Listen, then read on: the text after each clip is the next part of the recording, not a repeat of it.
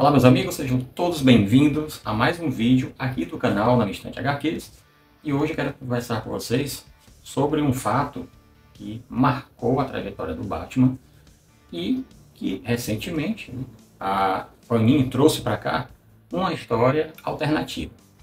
E se o segundo Robin, Jason Todd, não tivesse morrido? Então, para quem conhece a história, lá nos anos 80, final dos anos 80, a história chamada Morte em Família, onde a fatídica cena do Coringa matando aí o Robin Jason Todd com um pé de cabra. Então, é uma história que realmente levanta algumas polêmicas, né? Poderia ter sido algo melhor, bem mais trabalhado, já que se tratou de um tema onde foi escolhido por votação via telefone na época.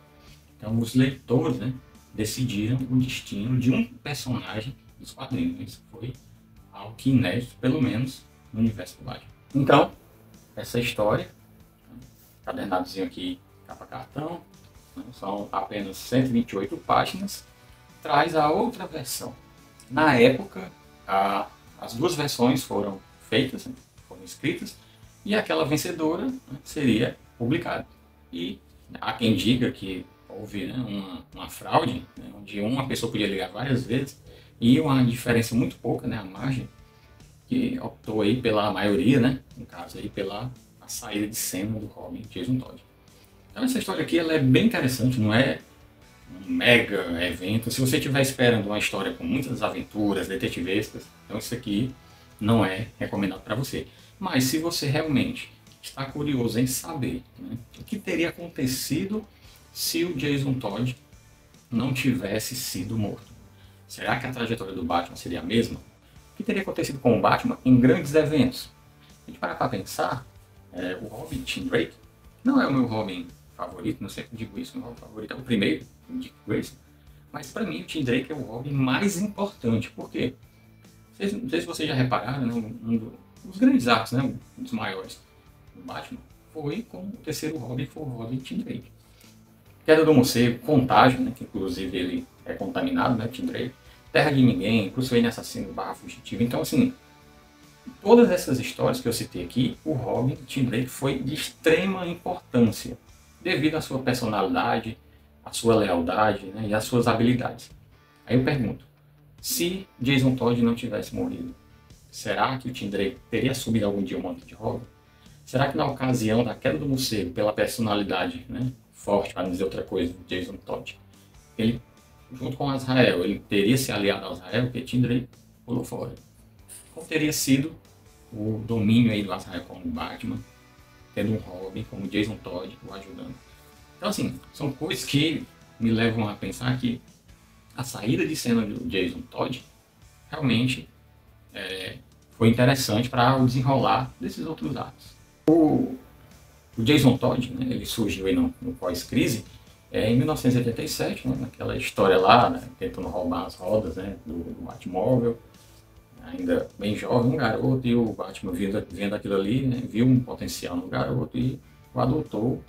Nessa época, o primeiro Robin, o Dick Grayson, já estava meio que se desentendendo de saída, já praticamente liderando os Titãs, naquela prestes a ter aquela transição de Robin para o Asa Noturna. Então, Batman viu no Jason Todd ali a possibilidade de transformá-lo no seu próximo Robin. E assim surgiu esse personagem como um Robin. Aí, já em 1988, na HQ Morte em Família, tivemos aí aquele episódio de uma história que é marcante, ela é muito marcante e também um pouco tosca em alguns aspectos, principalmente a questão do Coringa ser um embaixador do Irã, Então, isso aí poderia ter sido feito de uma outra forma, mais atrativa, para enriquecer mais a história. Porém, tivemos aí, nessa HQ, a saída do Jason Todd. E, para quem conhece a história, no ano de 2004, Jason Todd reaparece, na questão lá do Poço de Lázaro, no cânone oficial, e assumindo uma nova identidade, uma outra identidade que é a do Capuz Vermelho, que para mim é uma das grandes histórias do Batman aí, com o Capuz Vermelho. Então, voltando para cá. Então, essa HQ ela mostra o quê?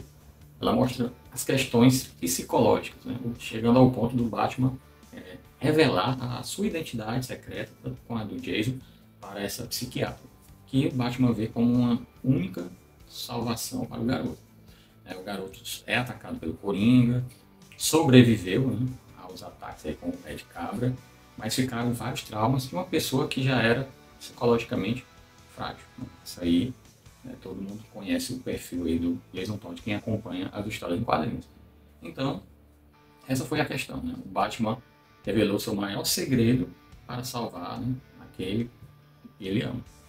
Mas mesmo assim, com todo esse apoio, né, Jason já estava psicologicamente quebrado. E, né, dentre várias coisas que acontecem na história, né, não vou dar muitos spoilers, ele tenta realmente se vingar. E desde o início a HQ mostra isso, né? O Jason Todd, o Robin escapando e o Coringa morto. E aí levanta essa questão, quem matou o Coringa? Foi o Batman?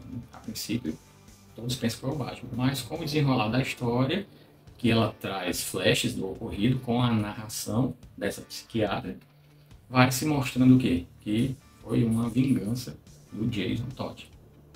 E isso pesou muito. Pesou para o Jason, pesou muito para o Batman, né? Você vê aqui também a participação do Asa Noturna, com uma influência muito boa sobre o garoto, né? Aquele laço de amizade, de irmãos. Mas mesmo assim, Jason fez o que fez. E assim, e a história é isso, né? A história ela já começa mostrando que o Coringa está morto. E aí, com o desenrolar da trama, vai se mostrando, né, que o Jason Todd foi quem cometeu isso aí. E como é que ficaria, né? Um universo sem o Coringa? Então, assim, alguns pontos do texto, né, a gente se confunde um pouco entre o que aconteceu e a narração da psiquiatra, mas esse é um ponto que a gente levanta. Como é que seria o universo do Batman sem o Coringa? Então esses são pontos, né, bem interessantes que você acaba meditando lendo a história, né? Tudo que aconteceu após a saída do Jason, até ele voltar como capuz, será que isso vai acontecer? Pelo menos no final da HQ mostra um fato curioso, né? E a princípio o Jason se recuperando psicologicamente, mais afastado do manto, e que no final ele se rendendo à loucura, meio que se transformando em um outro Coringa. Então, se isso aqui tivesse sido vencedor, nós teríamos o Coringa original saindo de cena, Jason sobrevivendo, porém no final, né, que dá a entender que o Jason Todd seria o novo Coringa. Então, tudo levaria a crer que poderia ter um terceiro Robin, né? Mas isso não pode ser totalmente batido no martelo, porque com esse trauma de ter um Robin virando Coringa, talvez pesasse mais do que o Batman perdendo o Robin, como ele perdeu na história original. E aí, será que valeria a pena ter um terceiro Robin? Então, perder para a morte pesaria menos que perder para o Coringa, que de certa forma ele perdeu para o Coringa porque ele dá a entender que ele se transformou em um outro Coringa. Então são esses pontos que tornam esse quadrinho bem interessante e a história intrigante. Então, de tudo isso, eu considero um quadrinho bom, nota 7, por aí, né? 7, nota 8. Como eu falei, né? Não tem grandes aventuras, história detetivesca, mas aqui no mínimo nos leva a uma reflexão interessante. Então eu queria compartilhar isso aqui com você. E também queria saber de você, se você já leu esse quadrinho, se está, né, pretendendo comprar, qual foi a sua percepção, se foi parecida com a minha, deixa aqui nos comentários. Esse vídeo vai ficando por aqui. Muito obrigado a todos que ficaram até o final dele. Vai deixando aí o seu like, se você não for inscrito, se inscreva, dá aquela força marota. Desde já, muito obrigado. Então até uma próxima.